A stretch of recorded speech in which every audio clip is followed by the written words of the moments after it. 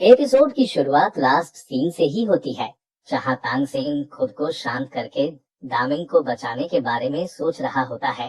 और अब हम देखते हैं तानसेन को दामिंग और अर्निंग की मरते वक्त की कई लास्ट बातें याद आती है, जहां उनकी बस यही ख्वाहिश थी कि तानसेन जीवू को वापस जिंदा कर दे। ये सब सोचकर तानसेन खुद को पूरी तरह से शांत कर लेता है और उसके ऐसा करते ही दामिंग को जिन गोल्डन चेन ने पकड़ रखा था वो गायब हो जाती है। और साथ ही तानसेन की बॉडी पर जो गोल्डन लाइट उसे खींचकर समंदर में लेकर जा रही थी वो भी गायब हो जाती है। ये देखकर तानसेन हैरान होता है।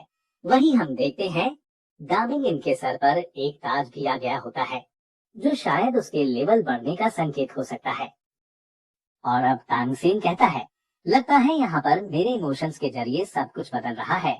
इसके बाद तानसेन दामिंग के सर पर हाथ रखकर उसे सहलाता है और तभी आवाज आती है, सी गॉड के 9th टेस्ट के फर्स्ट लेवल को कंप्लीट कर दिया गया है। इसके साथ ही तानसेन की राइट आर्म सोल बोन को गॉड लेवल तक इवॉल्व कर दिया गया है।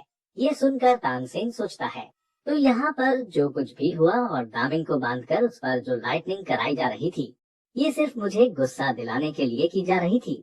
अगर मैं यहाँ पर खुद को शांत नहीं रख पाता और अपने इमोशंस पर काबू नहीं कर पाता, मुझे नहीं लगता था कि दामिंग की सोल बोन गॉड लेवल तक इवॉल्व हो पाती और मैं हमेशा के लिए गुस्से में डूब जाता, जहाँ से मैं शायद कभी वापस बाहर ना पाता। गुस्सा ही इमोशंस का बंधन है। गुस्से से ताकत भी बढ़ती है, पर दिमाग भी कंट्रोल में नहीं रहता। एक तरह से ये नुकसान ही पहुंचाता है। वहीं सी गॉड भी यही बात कहते हैं कि कभी अपने गुस्से को कंट्रोल में आकर कोई भी कदम नहीं उठाना चाहिए। ये हमेशा हितकारी नहीं होता है। जो कहने के साथ ही गॉड कहते हैं, चलो बबुआ, आगे मैं भी देखता हूँ तुम गॉडहुड रोड को कितनी दूरी तक तय कर पाते हो और गॉड लेवल को अचीव कर पाते हो। जो कहने के साथ ही सी गॉड अपने क्यूब को घुमाते हैं और तानसेन को फिर से उसमें पटक देते हैं और उसका का सेकंड टेस्ट शुरू कर देते हैं। इसके साथ ही हम देखते हैं तानसेन की left leg flying soul bone उसकी बॉडी से अलग होने लग जाती है, जो देखकर तानसेन कहता है, अगला लेवल ओपन होने के साथ ही मेरी बॉडी से एक सोल बोन अलग होनी शुरू हो जाती है। हालांकि ये प्रोसेस बहुत ज्यादा पेनफुल है, पर अगर सभी सोल बोन्स का इवोल्यूशन मेरी लेफ्ट हैंड वाली सोल बोन के जैसा ही हो सकता है, तो इसमें कोई बुराई नहीं कि थोड़ा दर्द तो सह ही लेंगे।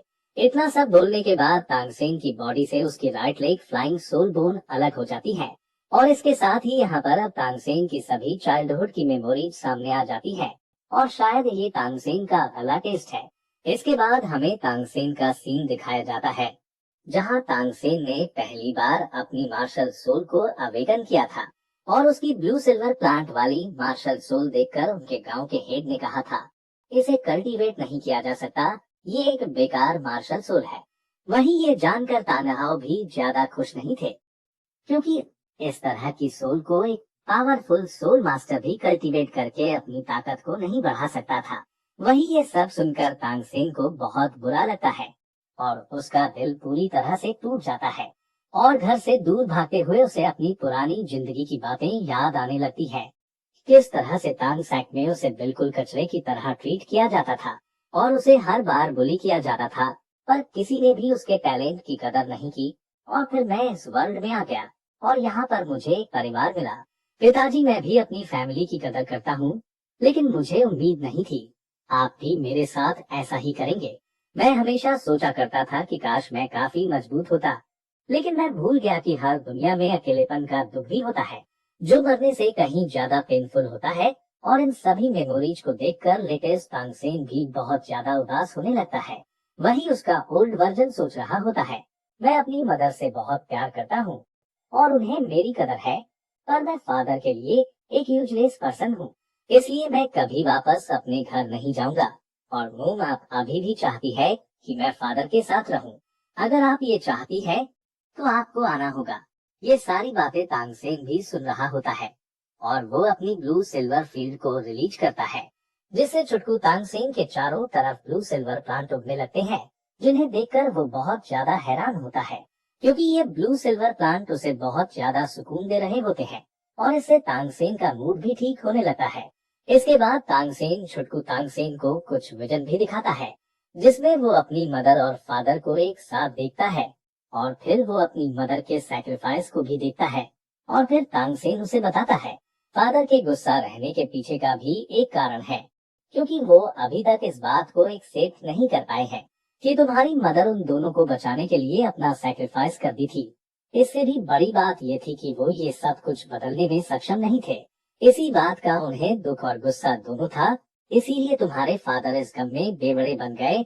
वहीं ये सब जानकर छुटकू तांगसेन की आंखों में आंसू आ जाते हैं और वो रोते हुए कहता है, मुझे अब पता चला कि फादर के दिल में मेरी कौन सी जगह है। वैसे दोस्तों, मैं यहाँ बता दूं कि तानसेन के साथ ऐसी घटना कभी घटी ही नहीं थी। ये सब सी गॉड का माया जाल था, जहाँ तानसेन को एक टास्क दिया गया था कि उसे इस बच्चे को हकीकत का सामना कराना है और उसे अपने जीवन में आगे बढ़ने की प्रेरणा देनी है, जो कि तानसेन ने बखूबी पूरी तरह से कर दिया है।